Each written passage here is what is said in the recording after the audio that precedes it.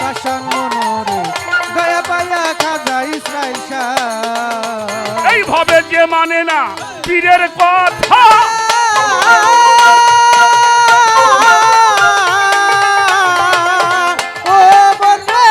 যে মানবে না পীরের কথা সেটাই নবীর প্রাণে ব্যথা।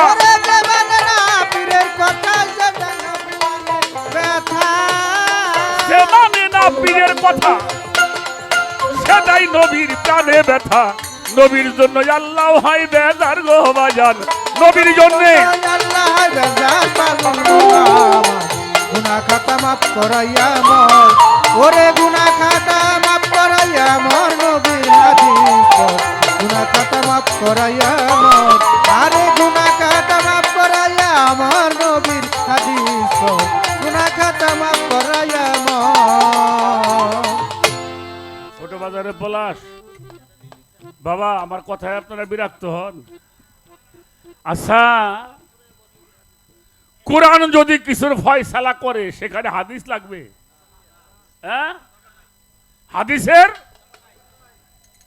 দরকার নাই তা বলবো না। যেখানে কোরআন ফয়সালা করবে আর কোনো কথার প্রয়োজন পড়ে না। কেন বললাম? আল্লাহ রসুল বলেছেন কোরআন শরীফের সূরা আশ-শুরা 23 নম্বর আয়াতে, কুল্লা আসআলুকুম আলাইহা আজরান ইল্লাল মাওয়াদ্দাতা ফিল কুরবা। তোমাদের কাছে আমি কিছুই চাই না এই রিসালাতের পারিশ্রমিকের বিনিময়ে, শুধু আমার আহলে বায়াতের মোহব্বত ছাড়া। আর সেই আহলে বায়াতকে জানতে হলে আপনাকে একজন কামেল পীর মুর্শিদ আপনাকে গ্রহণ করতে।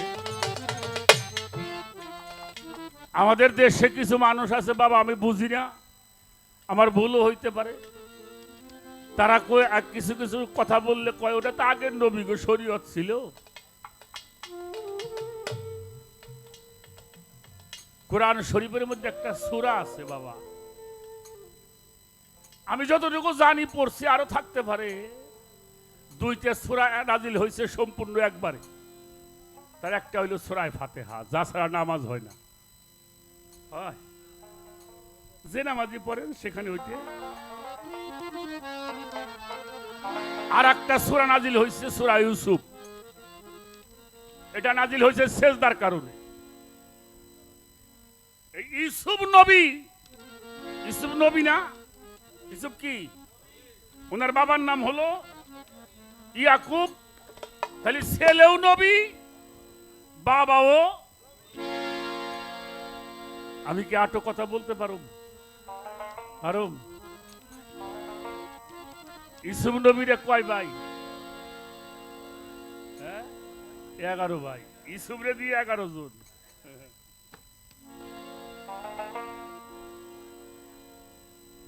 6 বছর বয়স, রাত্রে শুয়ে ঘুমাইছে, স্বপ্নে দেখে ইউসুফ আকাশের সূর্য চন্দ্র 10টি নক্ষত্র ইউসুফ নবীর পায়ের মধ্যে সেজদা করে। এটা আছে না? হ্যাঁ, তো সকালবেলা বাবা, এই যে আমার বাবা বসে রয়েছে,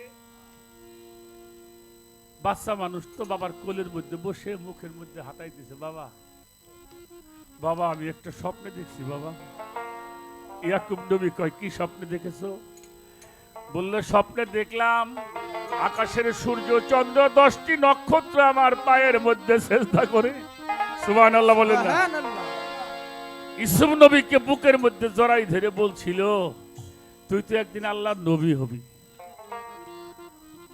সুবহানাল্লাহ বলবেন না? সুবহানাল্লাহ। তুমি একদিন নবী হবা।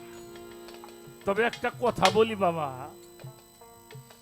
এই কথাটা তোমার ভাইদের কাছে বইল না, তোমার শতালো ভাই তো। বাবা আমার কথাটা মাফ করে দিয়েন, রক্তে খুব বিরক্ত করে, রক্তে খুন করে,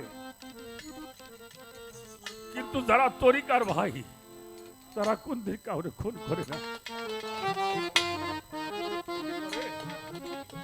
করে না। কথাটা জানাজানি হয়ে যাওয়ার পরে তার ভাইয়েরা ইউসুফকে মেরে ফেলবে এটাই সিদ্ধান্ত নিল। দেখেন রক্তে কি করে। অনেক বড় ঘটনা বলুম না, ওনাকে যেভাবে নিয়ে গেল হরিণ শিকারের কথা বলে, বাবা দিতে চাইল না। যখন উনি তো বুঝতে পারছে যে আমার ছেলের ওরা বাঁচাই রাখবো না, আল্লাহ বলল, হে নবী, ওয়া ইন্না লাহু আলা হাফিজুন, আমার উপরে সবকিছু অর্পণ করা, আমি আল্লাহ হেফাজত করব।